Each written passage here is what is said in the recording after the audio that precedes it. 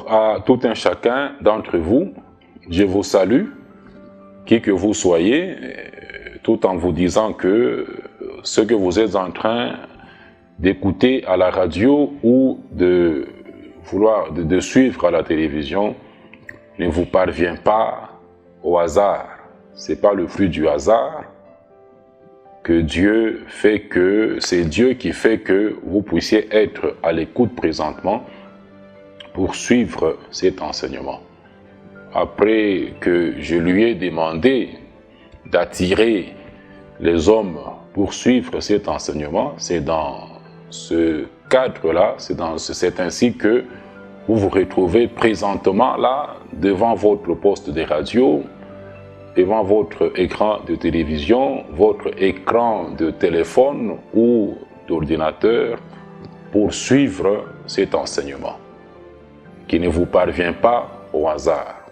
Je le dis toujours aux gens, il faut comprendre les voies de Dieu en ce temps de la fin.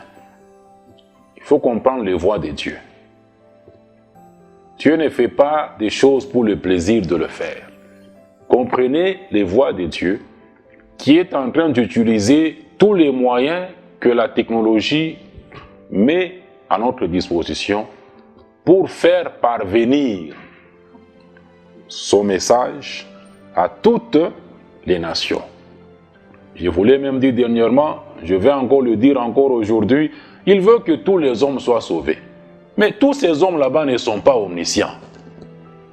Par conséquent, il doit leur annoncer, non, il ne va pas faire comme un homme vient faire le malin. Il vient faire le malin là-bas, il vous laisse, il ne vous dit rien, et puis à la fin là-bas, oh non, moi j'avais dit ça. Non, God is just. Dieu, il est juste. Si je peux exagérer, il est hyper juste. Dans sa justice, il doit faire entendre sa volonté là à tous les hommes. Il a fait entendre aux hommes, il leur dit, si vous refusez, rendez-vous dans le feu éternel. Tu doutes de l'enfer, tu doutes du jugement de Dieu, c'est écrit noir sur blanc dans la Bible. Continue de douter. Dieu utilise par ses vrais serviteurs les moyens que la technologie met à la disposition aujourd'hui pour faire parvenir, pour atteindre tous les hommes. Pour atteindre tous les hommes. Pour atteindre tous les hommes. Ce n'est pas la technologie qui enseigne. Ce n'est pas Facebook qui enseigne. Ce n'est pas la télévision qui enseigne. Ce n'est pas la radio qui enseigne. Ce n'est pas YouTube qui enseigne. Vous méprisez les enseignements qui passent à la télévision aujourd'hui, à la radio aujourd'hui. Non, ça c'est à la radio, ça c'est à la télévision. La Bible que vous lisez là-bas, c'est une transmission en direct. C'est une transmission en direct. Les télé-novelas là, les séries de novelas que vous suivez, les catchs américains que vous suivez, c'est en direct que vous suivez ça. C'est en direct, hein, mon frère. C'est en direct que les gens suivent ça. C'est en direct. Vous lisez les écrits de l'apôtre Paul aujourd'hui. Il est avec vous. Il est avec vous. Il y a combien de temps, il y a combien de siècles que Paul est mort? Il y a combien de siècles que l'apôtre Pierre est mort? Il y a combien de siècles que Jésus est rentré au ciel? Il y a combien de siècles? Il faut comprendre. Donc, c'est juste vraiment, je ne sais pas, magie, moi, c'est juste la folie que les gens ont. C'est juste la folie. Les gens ne comprennent rien. Juste comme ça, gratuitement. Les gens ne comprennent rien. Vous méprisez ce qui passe à la télévision. Vous méprisez ce qui passe sur les réseaux sociaux. Vous méprisez ce qui passe à la radio. Disant que, oh non, vous vous êtes frayé vos propres voies, vous. Il faut un bâtiment, il faut ceci. Non, le bâtiment n'est pas dans la volonté de Dieu, n'est pas dans les Écritures. On ne va pas faire des choses qui ne sont pas écrites. Acte 5, 29. Jugez s'il vaut mieux obéir à ce que les hommes font ou obéir à Dieu. Ou obéir à Dieu et à sa parole. Jugez, jugez. Les gens me demandent toujours, me posent toujours des questions face à tous ces enseignements que je donne. Oh, maintenant les autres quoi? Les autres quoi? Les autres quoi? Si les autres ce ne sont pas dans ce qui est écrit, moi je dois faire quoi? Moi je dois faire quoi? Moi je dois faire quoi? Moi je dois juger la parole de Dieu par rapport à ce que les hommes font. Je dois juger les Écritures par rapport aux actes religieux des hommes. Ça ce n'est qu'un profond aveuglement spirituel. Quand quelqu'un peut vouloir refuser la parole de Dieu à cause de ce que le monde est en train de faire, à cause de ce que les hommes sont en train de faire, qui ne sont pas dans la Bible. Oh, et les autres, les autres vous préoccupent, ça va, vous irez avec les autres là-bas en enfer. Vous irez avec eux en enfer. Et c'est ça mon ministère depuis un certain temps, depuis que j'ai commencé cette série. Un ministère d'avertissement de la part de Dieu. D'avertissement de la part de Dieu. Parce que vous confondez l'amour de Dieu à la pitié, je ne sais pas, à un sentiment. À un sentiment. Vous confondez tout. Dieu n'a pas de pitié pour qui que ce soit. L'amour de Dieu n'est pas la pitié. Je vais encore le dire tout de suite là-bas. Vous confondez tout. Vous confondez tout. Oh, et les autres, qu'est-ce que moi j'ai à faire avec les autres qui ne sont pas qui ne font pas ce qui est écrit? On a pris juste des mots qui sont bibliques, mais pour faire des choses qui ne sont pas telles que ces mots-là, telles que ces choses-là sont écrites dans la Bible. On prend des mots bibliques par-ci, par-là, mais pour faire des choses qui ne sont pas bibliques, qui ne sont pas telles que les choses sont écrites dans la Bible. Et on se préoccupe des autres. Vous vous préoccupez des autres. Merci. Merci. Wafwako. Merci. Vous allez finir avec les autres en enfer. Satan, il est rusé. Il vous donne des choses aujourd'hui. Il vous donne des bonnes choses. La gloire. Il vous fait entendre des choses agréables à vos oreilles aujourd'hui. Dans sa ruse-là, vous allez finir avec lui en enfer. Il est rusé. Il vous trompe. Il vous séduit aujourd'hui sur la terre avec des bonnes choses, avec des paroles, des divinations, avec des actes de Simon le magicien. Lisez Acte 8. Simon le magicien, il a impressionné les gens à Samarie avec les actes des magiciens que les gens sont en train de faire aujourd'hui dans leurs églises. Les actes des magiciens. Vous êtes séduits par les actes des magiciens. Vous êtes séduits par l'esprit de divination que vous n'arrêtez pas de confondre au don spirituel de prophétie. Tout ce que les gens font aujourd'hui dans le monde entier, la divination et les actes de magie. Satan a la puissance. Il donne la gloire, il donne les richesses, il donne les choses là, il donne les royaumes. On va le voir, il a dit à Jésus dans Luc 4, versets 5 et 6, il a dit à Jésus, quand il demandait l'adoration à Jésus, il dit, toutes ces choses m'ont été données. Tu as vu Jésus nier ça? Tu as vu Jésus refuser ça? Il est le prince de ce monde. Il est le Dieu de ce siècle, Satan. Il est le Dieu de ce siècle. On vous dit qu'il se déguise en ange de lumière. Il n'est même pas étonnant que même ses serviteurs se sont déguisés aussi en ange de lumière. I will only go by what is written. I only go by the book. Ce qui n'est pas in the book, je ne fais pas. Ce qui n'est pas in the book, je vous dis que ça, c'est pas dans la Bible. C'est pas dans la Bible. Les autres. Préoccupez-vous des autres.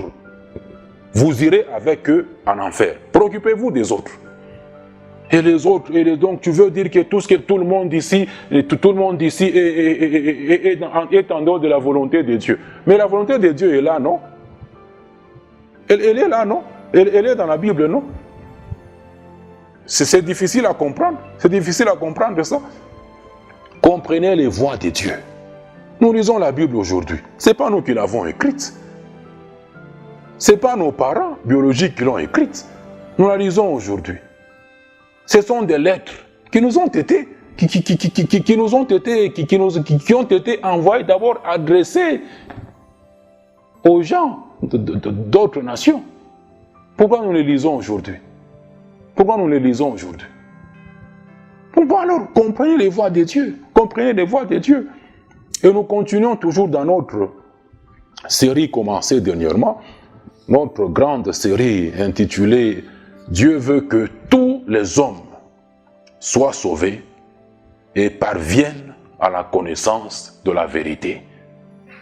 C'est ça le thème de la série dans lequel nous continuons aujourd'hui, mais le thème de la série, nous sommes dans cette série là-bas, nous continuons dans cette série là-bas, mais sous le thème qui avait été commencé dernièrement là-bas, qui a plusieurs faux chrétiens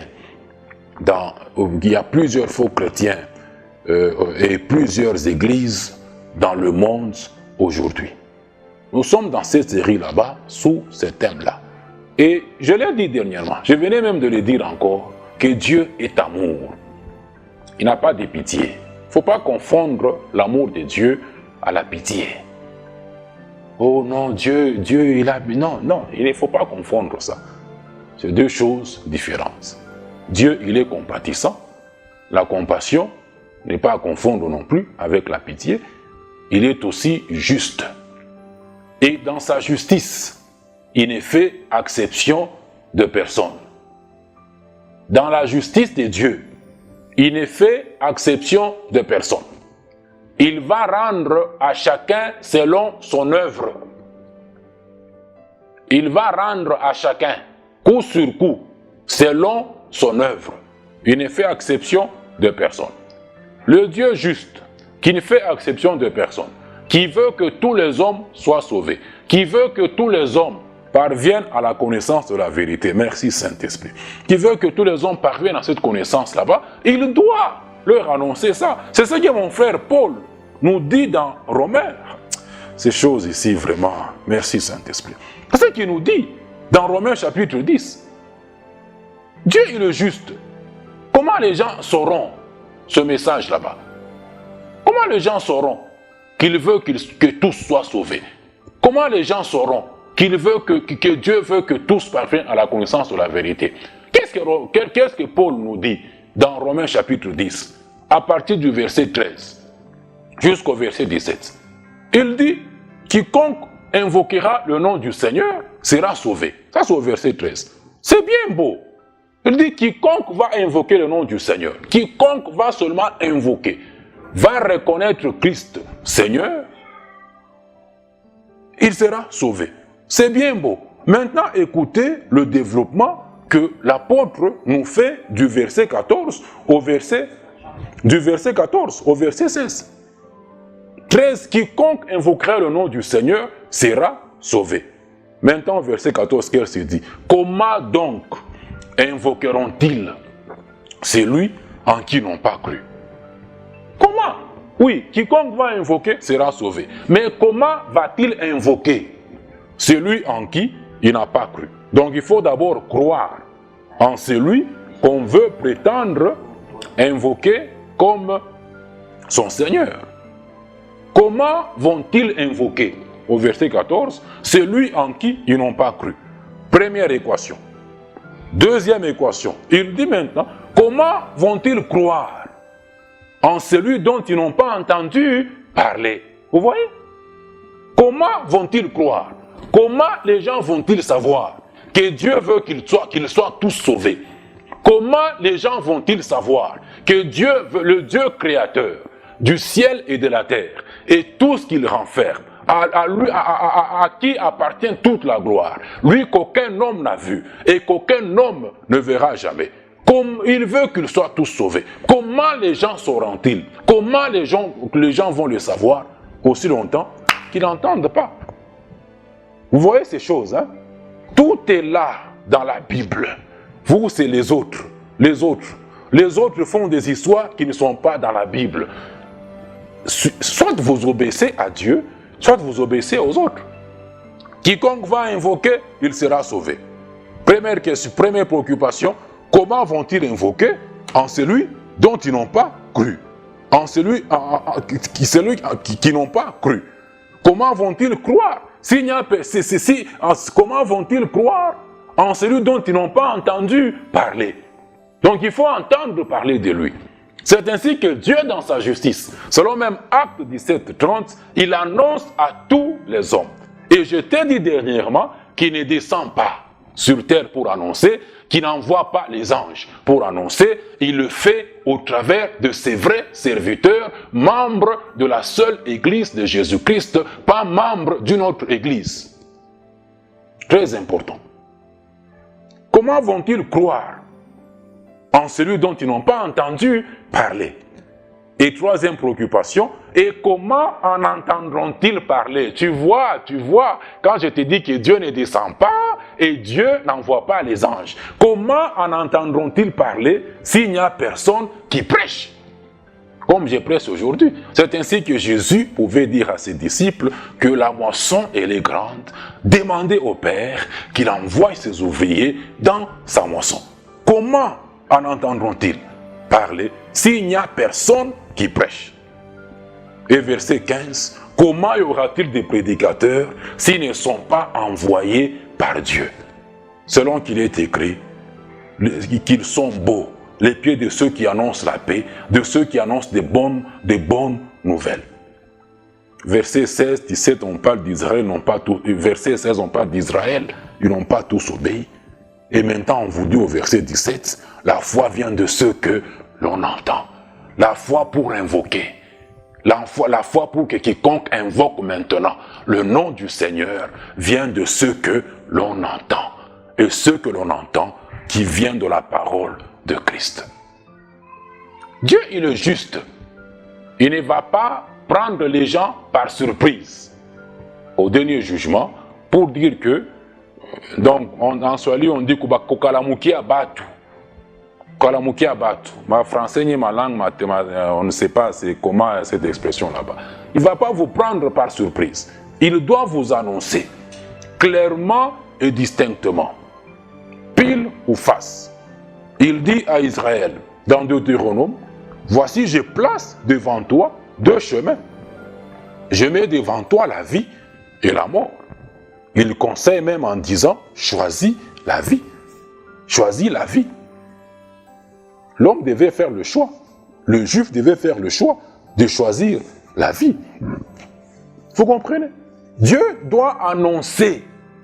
Il doit annoncer cette volonté-là, qu'il a, que tous les hommes soient sauvés et qu'ils parviennent à la connaissance de la vérité à tous. Il doit l'annoncer à tous.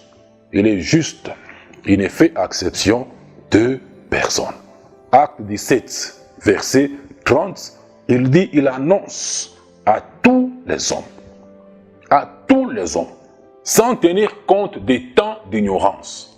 De votre temps d'ignorance de lui, il vous annonce maintenant à tous, sans exception aucune, en tout lieu, qu'ils aient à se repentir.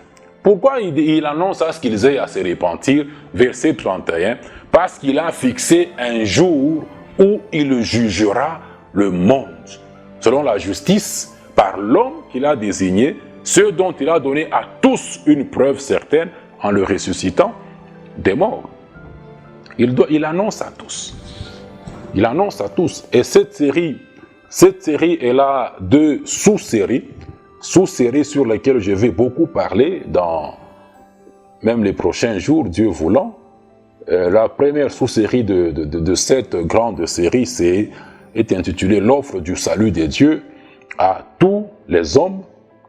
Et la deuxième sous-série, c'est « Dieu veut que tous les hommes parviennent à la connaissance de la vérité ». Quand on parle de la vérité de Dieu, c'est comme ce qu'on a vu dernièrement, il y a un temps là-bas, la volonté de Dieu, c'est général. Dieu n'a pas qu'une seule vérité, il a plusieurs vérités. La vérité, c'est d'une manière générale. Il y a la vérité sur l'Église de Jésus-Christ, la vérité sur l'Évangile du salut, la vérité sur la sacrificature, la vérité sur le ministère. Dieu a plusieurs vérités, il n'a pas qu'une seule vérité. Il veut que tous les hommes parviennent à la connaissance de la vérité. Et aujourd'hui, nous sommes pratiquement dans cette deuxième sous-série où il veut que tous les hommes parviennent à la connaissance de la vérité. Et dans cette sous-série, je continue comme je l'ai dit, sous le thème « Il y a plusieurs faux chrétiens et plusieurs églises dans le monde aujourd'hui. Comprenez les voies de Dieu, mettez la parole de Dieu en pratique. » Mettre la parole de Dieu en pratique, c'est faire ce que la parole de Dieu dit. C'est être soi-même ce que la parole de Dieu dit qu'on est, et se faire uniquement ce qui est écrit dans la parole de Dieu est tel que cela est écrit. Et je vous ai même dit dernièrement, comme je le dis encore aujourd'hui, Philippiens 1, chapitre 3, verset 1, l'apôtre pouvait dire aux Philippiens qu'ils ne pouvaient pas se lasser de leur répéter les mêmes choses, car cela était à leur avantage, pour leur bénéfice. Dans le monde, ne dit-on pas que la répétition est la mère de la science. Je ne me lasse pas. Je ne me lasserai pas de vous dire qu'il faut comprendre ce que le mot « église » signifie. Il faut comprendre ce que le mot « église » signifie d'abord. Qui dit « église » ne signifie pas forcément « église de Jésus-Christ ». Non, non. Qui dit « église » ne signifie pas forcément « église de Jésus-Christ ». C'est un mot commun. C'est un mot commun et tout le monde peut avoir une église, comme tout le monde a son église aujourd'hui. En gros, une église n'est qu'un ensemble de gens.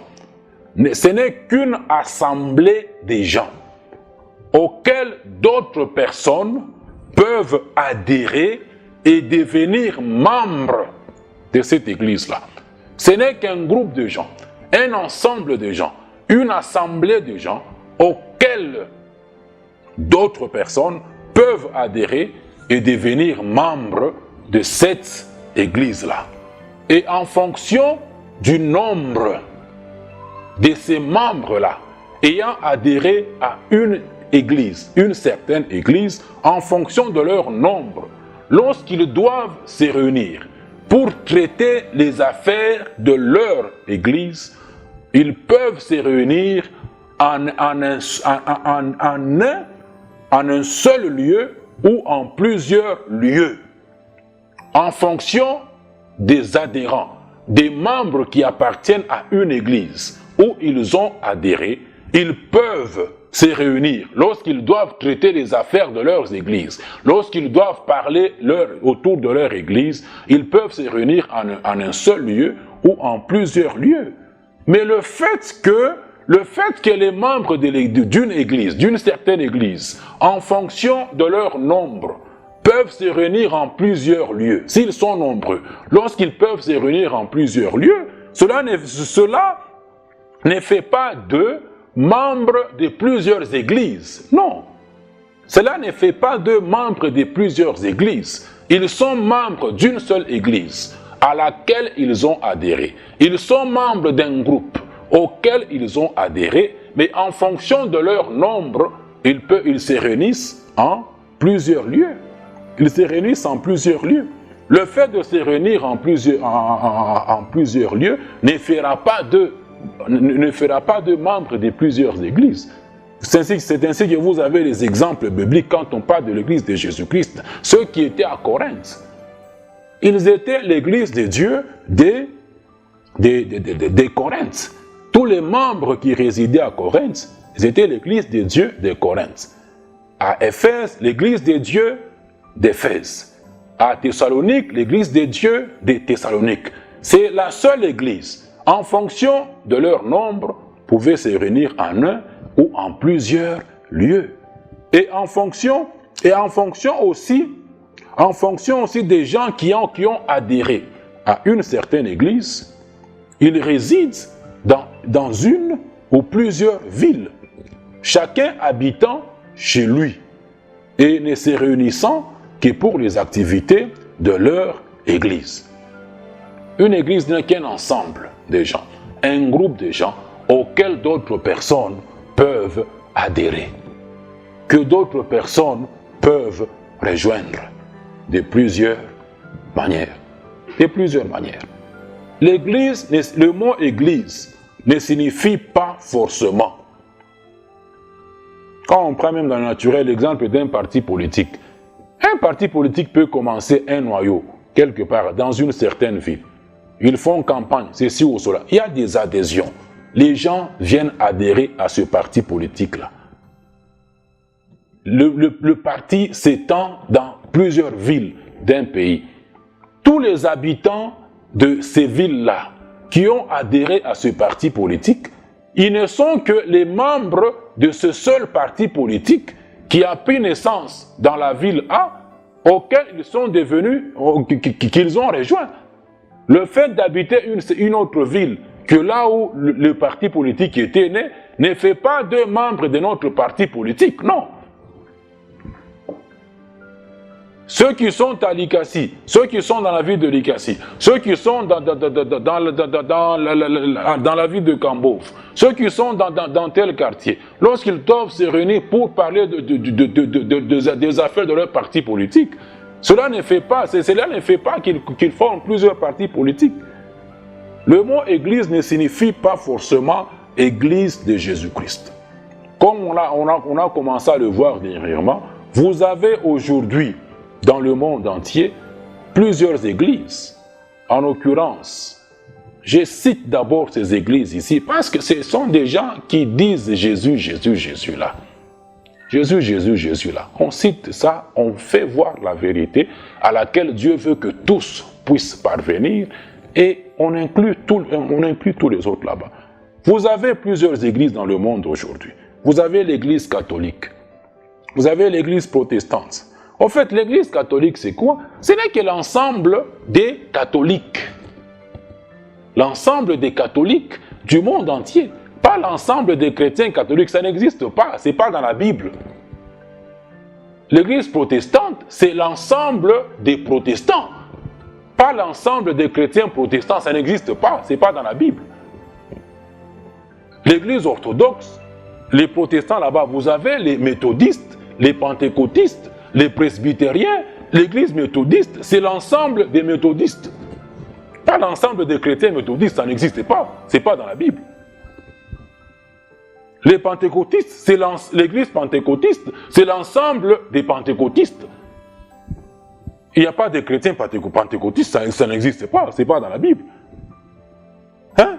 L'église anglicane, c'est l'ensemble des anglicanes. Il n'y a pas de chrétiens anglicanes, ça n'existe pas. L'église adventiste du 7e jour, c'est l'ensemble des adventistes du 7e jour. Les chrétiens adventistes, ça n'existe pas, c'est pas dans la Bible. L'église des Mormons, c'est l'ensemble des Mormons, de ceux qui ont adhéré à la foi des Mormons. Il n'y a pas de chrétiens mormons dans la Bible. L'église des témoins de Jéhovah, c'est l'ensemble de témoins de leur Jéhovah. Il n'y a pas de chrétiens témoins de Jéhovah dans les Écritures. Dieu veut que tous les hommes parviennent à la connaissance, à la compréhension de ces vérités. De ces vérités. Et quant à l'église de Jésus-Christ, c'est l'ensemble de ceux qui sont sauvés. Depuis que ces enseignements passent, on n'arrête pas de m'envoyer des questions. Mais apôtre, c'est quoi l'église de Jésus finalement? C'est quoi l'église de Jésus? Suivez les enseignements, suivez le prochain. Vous qui suivez sur Facebook, aimez la page Facebook, activez les notifications pour que quand on va les publier encore prochainement, vous soyez notifiés, vous puissiez suivre, vous soyez édifiés.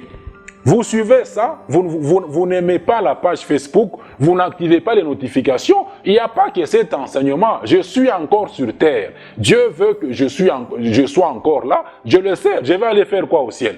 Il y a quoi au ciel? Tous ceux qui sont là-bas, ils sont au repos, ils ne font rien. Je vous le dis toujours, non? Je vais aller faire quoi? Nous voulons, comme Paul pouvait dans un Thessalonicien là-bas, l'enlèvement s'est produit même aujourd'hui. Nous voulons servir Dieu. Nous voulons faire ce travail. Et c'est conforme à sa volonté. Ézéchias, ou le truc là-bas, il a dit, est-ce que Père, quand Dieu vous disait qu'il allait mourir, est-ce que les morts te louent? Les morts te servent? Non. Non. Il faut comprendre ces choses. La profondeur appelle la profondeur. Hein?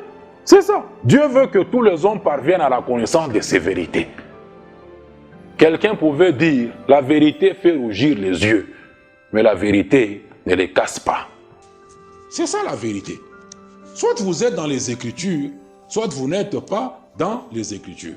L'Église de Jésus-Christ, c'est l'ensemble de ceux qui sont sauvés. Et dans toute cette confusion qu'il y a sur terre, vous me demandez, ils sont où? Ceux qui partagent la même foi que moi, ils sont où? 2 Timothée, chapitre 2, verset 19.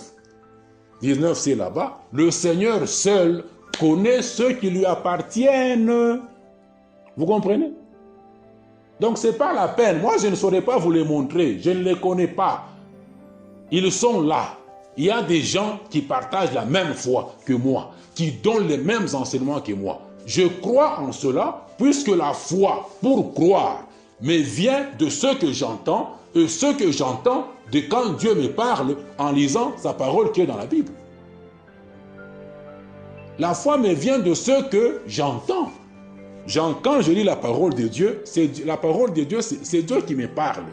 J'entends des choses qu'il me dit au travers de sa parole. C'est écrit, quand je le lis, j'entends Dieu me le dire. Je crois, ils sont là.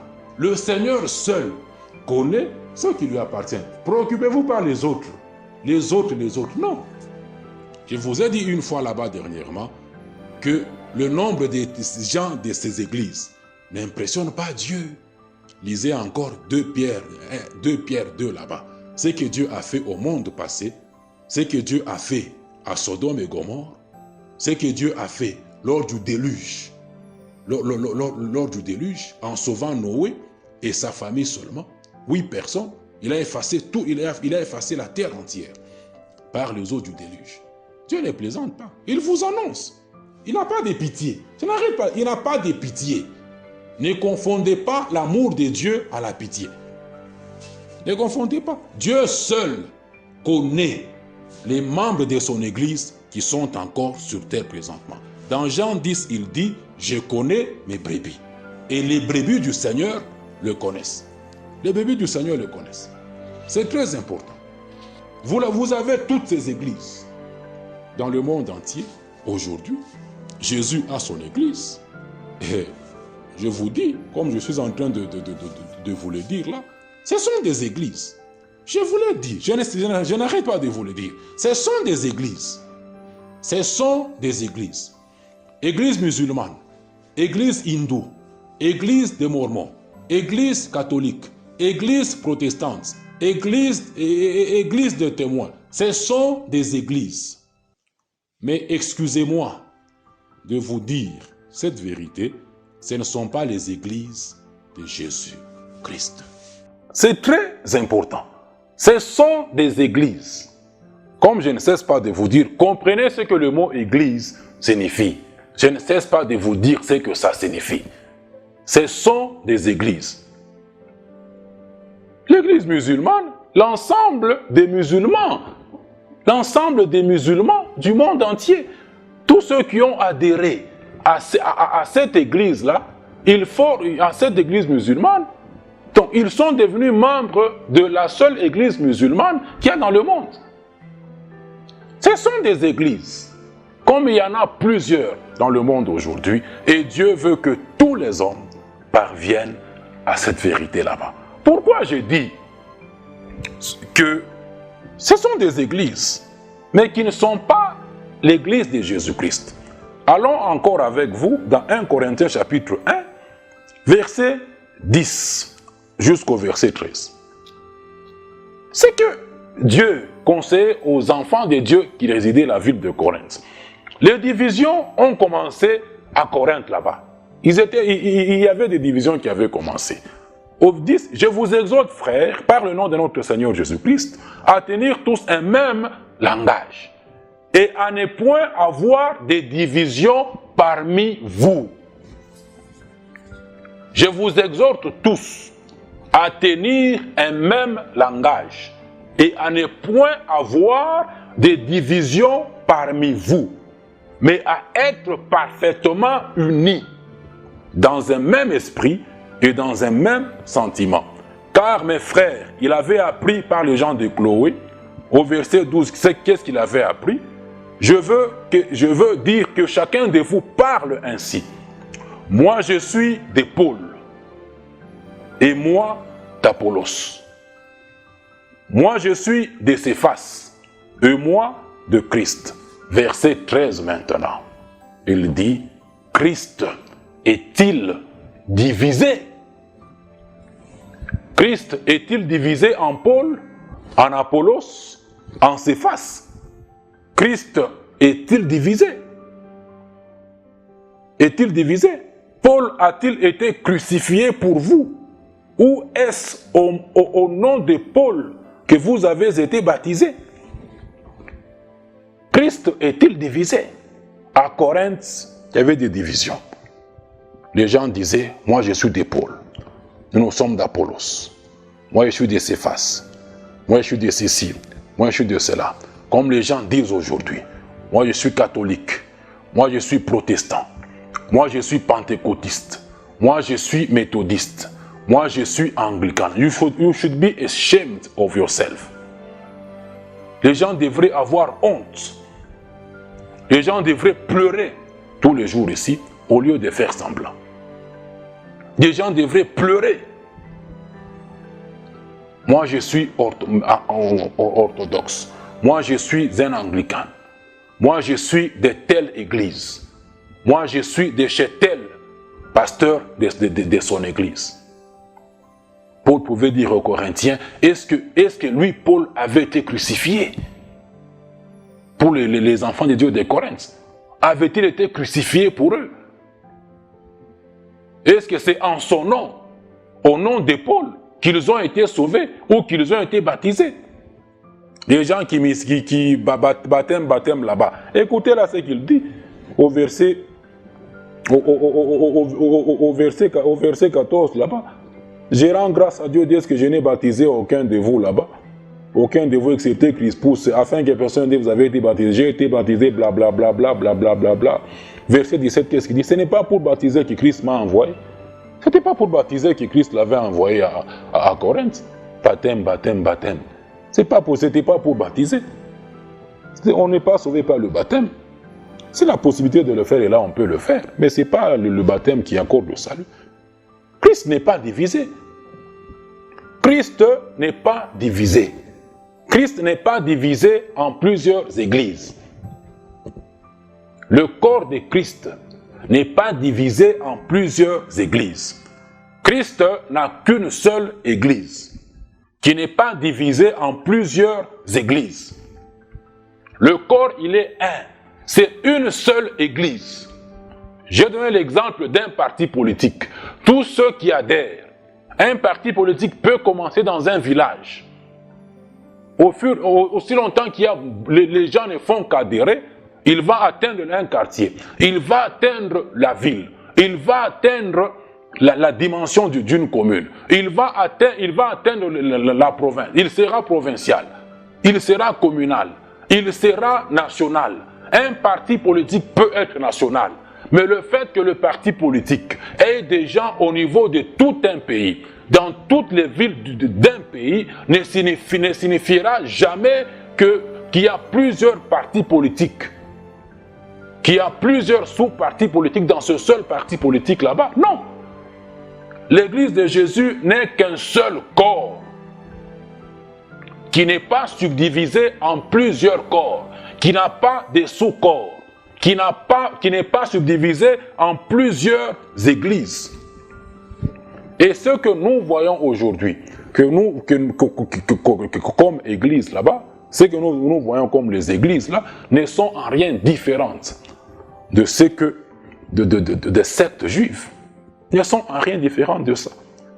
Malheureusement, comme vous en avez toujours l'habitude, vous ne cessez de rejeter toutes ces vérités, toutes ces simples vérités auxquelles Dieu veut que tous les hommes puissent parvenir. Vous n'avez cessé de rejeter ces vérités. Vous les rejetez tous les jours ici. Vous vous appelez des chrétiens avec vos post-noms. Vous appelez des chrétiens avec des post-noms, tout en étant dans des églises à vous, dans des églises qui ne sont pas dans la parole de Dieu.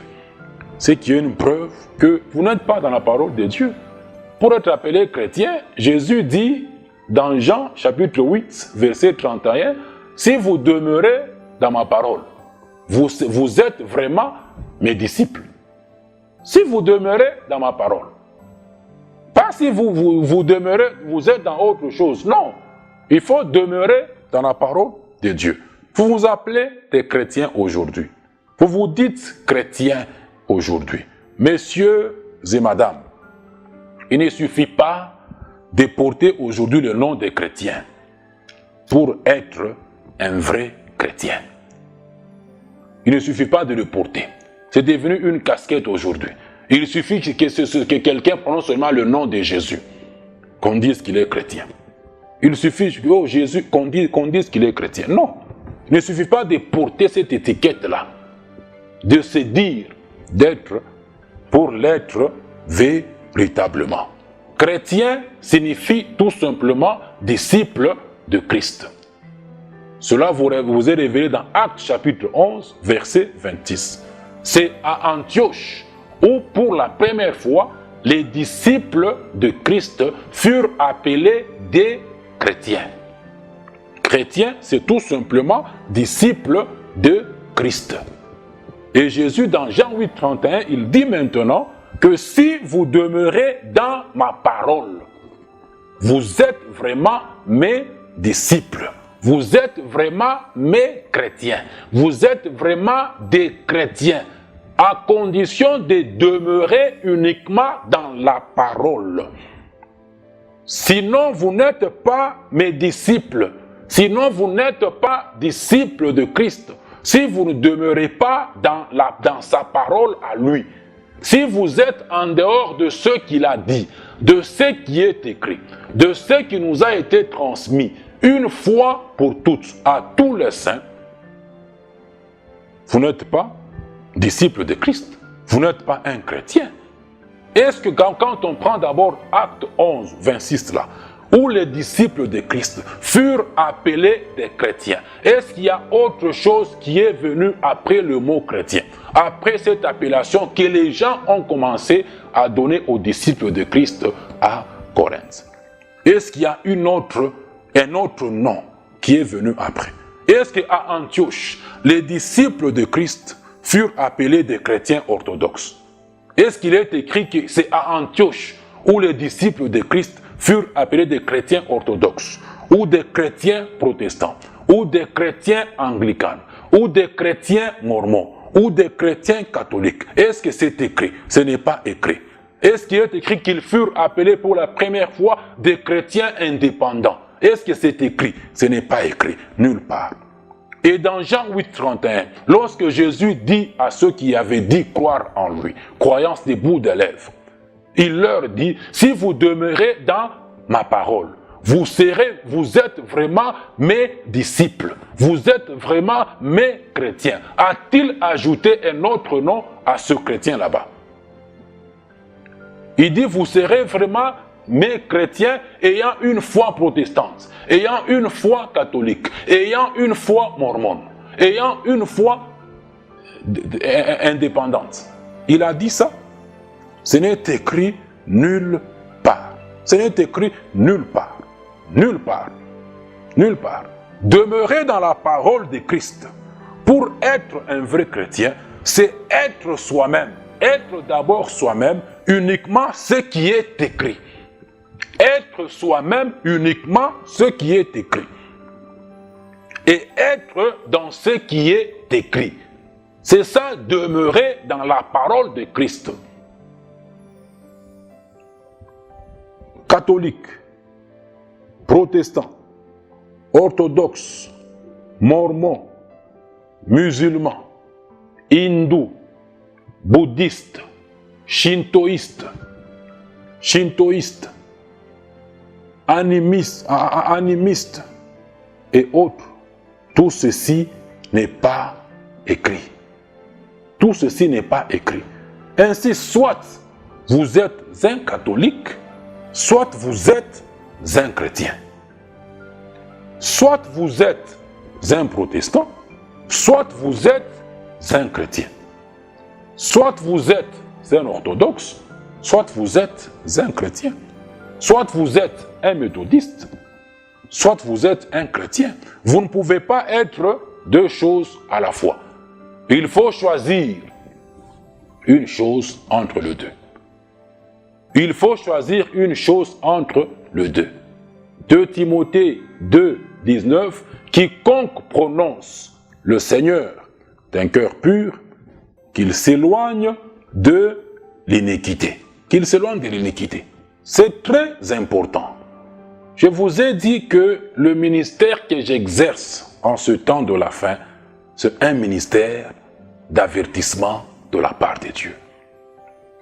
Et je suis dans la peau d'un prophète de Christ. 1 Corinthiens 14, verset 3, c'est lui qui prophétise, c'est lui qui parle de la part de Dieu. Il parle aux hommes, il ne parle pas aux plantes, il ne parle pas au bois, ni aux bâtiments. Il parle aux hommes. Qu'est-ce qu'il fait? Il les édifie, il les exhorte. Tout ce que je ne cesse de vous donner là-bas, ce sont des exhortations. Ce sont des exhortations. L'exhortation, c'est parler au cœur de quelqu'un qui est égaré pour qu'il rentre sur la voie de Dieu. Ce sont des exhortations. Dans 2 Timothée chapitre 4, Paul disant à Timothée, « Toi, prêche la parole, censure, réprimande, prêche la parole de Dieu, en tout temps, favorable ou non. » Celui qui veut invoquer le Seigneur d'un cœur pur, il doit choisir de s'éloigner de l'iniquité, de tout ce qui n'a aucune trace dans la Bible. À moins que vous ayez une autre Bible que vous êtes en train d'utiliser, sur laquelle vous prétendez faire tout ce que vous faites là-bas. À moins qu'il y ait une troisième partie de la Bible que vous allez écrire en mettant tout ce que vous faites aujourd'hui là-bas, moi je ne sais pas. À moins que toute la foi, toute la doctrine de Christ n'ait pas été transmise aux saints. Une fois pour toutes, vous pouvez faire ce que vous voulez faire. Jude 1, chapitre 3. À moins que Dieu n'ait dit à Israël, et il vous dit aujourd'hui, s'appuyant sur Deutéronome 4, verset 2, de ne rien ajouter, de ne rien retrancher à sa parole, mais de tout faire textuellement selon qu'il avait donné sa parole aux gens. Vous pouvez vous permettre de faire du n'importe quoi. Les autres, les hommes, ce sont des erreurs que vous êtes en train de pécher. Vous jugez la parole de Dieu. Vous jugez la vérité par rapport à ce que les hommes font, par rapport aux hommes. Vous vous êtes fait des idoles dans vos églises, des références dans vos églises. Les gens se disent chrétiens. Christ n'est pas le modèle. Un disciple, c'est celui qui suit les enseignements de son maître. C'est ça un disciple. Il suit les enseignements de son maître. Il les met en pratique. Il va aussi l'enseigner. C'est ça un disciple. Vous vous êtes fait des hommes, des icônes. Quand on parle la vérité, vous prenez un homme. Vous prenez un homme du Nigeria. Vous prenez les hommes de Kinshasa. Vous prenez les hommes des États-Unis. Les hommes de la France. Et vous vous dites qu'eux ne peuvent pas se tromper. Ce sont vos idoles. Vous suivez ce qu'eux font. Vous suivez ce qu'eux disent. Vous rejetez la parole de Dieu.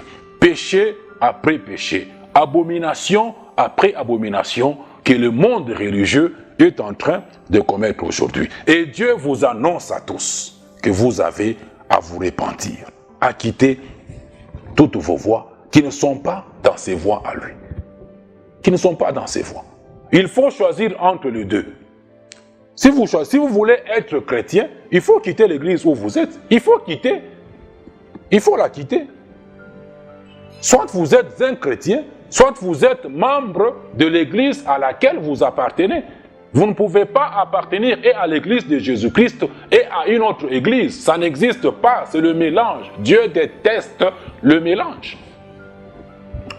En Israël, là-bas, les pharisiens étaient des pharisiens. Les sadducéens étaient des sadducéens. les zélotes étaient des zélotes.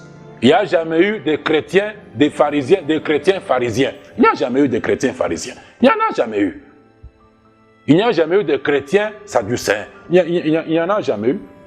Il n'y a jamais eu tout ça là. Tout comme il n'y aura pas aujourd'hui des chrétiens dénominationnels. Ce n'est pas biblique. Ce n'est pas biblique. Nowhere to be found in the Bible. Ce n'est pas biblique. Il n'y a pas de chrétiens dénominationnels. Ça n'existe pas. Ce n'est pas dans la Bible. Il n'y a pas de chrétiens interdénominationnels. Il n'y a pas de chrétiens indépendants. Il n'y a pas de chrétiens portant un autre nom que chrétien tout court. Ça n'existe pas. Et l'Église de Jésus-Christ n'est pas une institution mondaine. Elle n'est pas gérée par le monde. Elle n'est pas gérée par les lois du monde. C'est une institution divine. Jésus pouvait dire à Pierre là et les autres qui voulaient faire bagarre là, quand on veut arrêter Jésus, il dit mon royaume n'est pas de ce monde. Tout en sachant que l'église de Jésus n'est pas le royaume. Vous comprenez? Il faut choisir entre les deux. Il faut choisir entre les deux. Soit vous êtes un méthodiste, soit vous êtes un chrétien. Pour devenir chrétien, il faut démissionner. Vous devez démissionner d'un poste. Pour devenir un chrétien, un vrai par le salut. Demeurer dans la parole de Dieu, c'est être soi-même. Uniquement ce qui est écrit. Uniquement ce qui est écrit. Vous êtes pentecôtiste aujourd'hui, il n'y a pas un chrétien pentecôtiste dans la Bible. Donc vous n'êtes pas ce qui est écrit. Vous n'êtes pas ce qui est écrit. Vous appartenez à l'église telle. Cette église-là n'est pas écrite dans la Bible. Donc vous êtes membre de votre église à laquelle vous appartenez.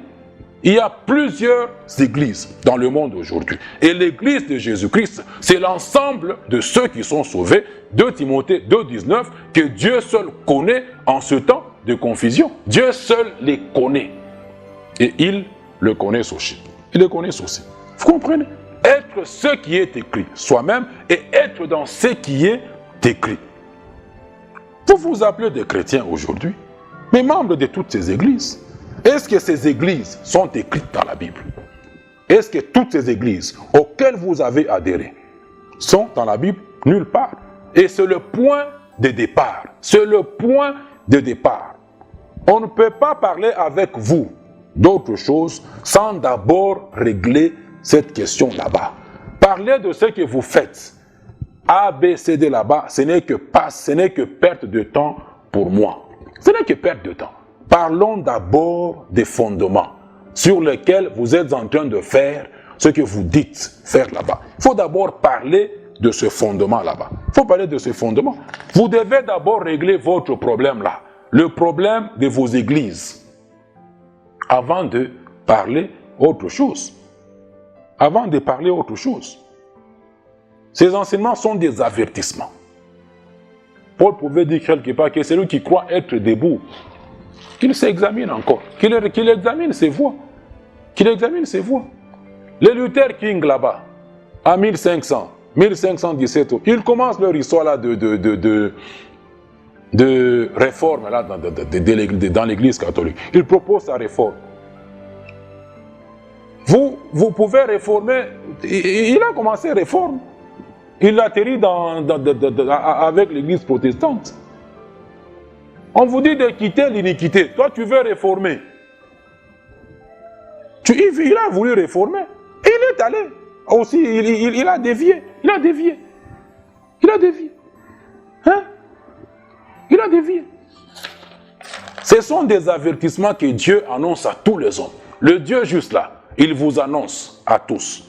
Ne dites pas un jour qui ne vous avait jamais parlé. Vous lisez la Bible, continuez à mépriser ces enseignements qui passent à la télé, à ne pas mettre ça en pratique, qui passent sur Facebook, YouTube et autres.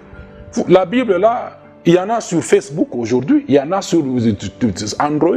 Celle que j'utilise là en lisant des références, c'est sur mon Android là. Hein?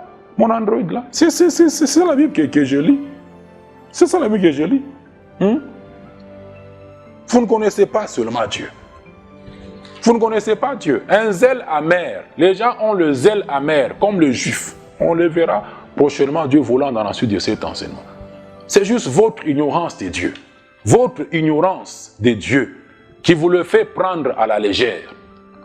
C'est l'ignorance que les gens ont sur Dieu, ont de Dieu, qui vous le fait prendre à la légère.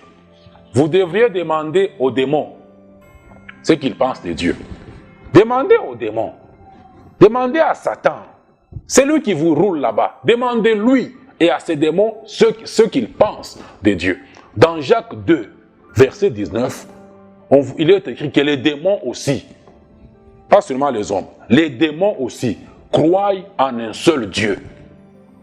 Mais ils font quoi? Ils tremblent. Ils croient en l'existence d'un seul Dieu. Ils vont au-delà, ils tremblent. Ils tremblent. Je me suis posé la question pour savoir pourquoi est-ce qu'ils tremblent. Pourquoi est-ce que les démons tremblent? Ils savent à qui ils ont affaire et à qui ils auront affaire. Ils savent qu'ils finiront dans son terrible jugement de ce Dieu là-bas. Ils tremblent parce qu'ils savent que Dieu ne plaisante pas. On chante un Dieu Père Noël. On chante un Dieu faiseur donneur de biscuits, donneur d'un bonbon. Vous ne connaissez pas Dieu. Les démons tremblent face à ces dieux là-bas. Demandez leur conseil. Demandez conseil aux démons. Ils tremblent parce qu'ils savent que Dieu ne plaisante pas. Ils ont vu ce qu'il a fait en l'ancien monde, les déluges, ce qu'il a fait à Sodome et Gomorrhe. Ils ont vu tout ça. Ils tremblent parce qu'ils savent que Dieu ne fait exception des personnes. Demandez conseil aux démons. Comme dans Proverbe là-bas, on envoie l'homme prendre conseil auprès d'une fourmi. Auprès d'une fourmi. On envoie l'homme prendre conseil auprès des fourmis, des animaux. Je vous envoie prendre conseil aujourd'hui auprès des démons. Qui connaissent, qui croient en l'existence d'un seul Dieu, mais qui tremblent parce que Dieu cela ne présente pas. La justice de Dieu n'est pas la pitié. Malheureusement, vous vous laissez séduire par ces mêmes démons là-bas. Parce qu'ils savent leur sort. Ils savent que leur sort est irréversible, est irrémédiable. Ils vous séduisent aujourd'hui. Satan vous séduit aujourd'hui et dans sa ruse, il vous donne de bonnes choses aujourd'hui. Il donne la puissance aux gens. Il donne l'esprit de divination aux gens. Il donne la puissance de faire des actes de magie aux gens. Il donne l'argent. Il donne les richesses. Il donne toutes ces choses là-bas. Il donne la puissance. Il donne la gloire. Il donne les richesses de la terre. Parce que tout lui a été donné selon d'après Luc chapitre 4. Versets 5 et 6, tout a été cédé à Satan par la désobéissance de l'homme. Mais un jour, il vous séduit sur la terre. Mais un jour, vous allez finir avec lui en enfer. Vous allez finir avec lui dans le feu. Selon Matthieu 25, 41, que Dieu a déjà préparé pour lui et ses anges. Vous allez finir avec lui dans ce feu là-bas si vous ne répondez pas à l'appel solennel de Dieu de vous repentir. Selon Actes 17, 30, en quittant toutes les voies qui ne sont nulle part dans les Écritures. En quittant tout ce qui n'est pas dans la Bible, dans lequel vous êtes et que vous êtes en train de faire, en commençant par toutes ces églises qui ne sont nulle part dans la Bible. Et c'est le point de départ sur lequel on continuera même prochainement, Dieu voulant. C'est le point de départ. Satan vous séduit aujourd'hui. Les actes de magie, la divination confondue à l'esprit aux dons spirituels des prophéties, par ignorance. Votre ignorance de Dieu vous séduit aujourd'hui. Si vous ne vous repentez pas, Dieu vous dit dans Actes 17, 31, le jugement est en train de venir au grand trône blanc.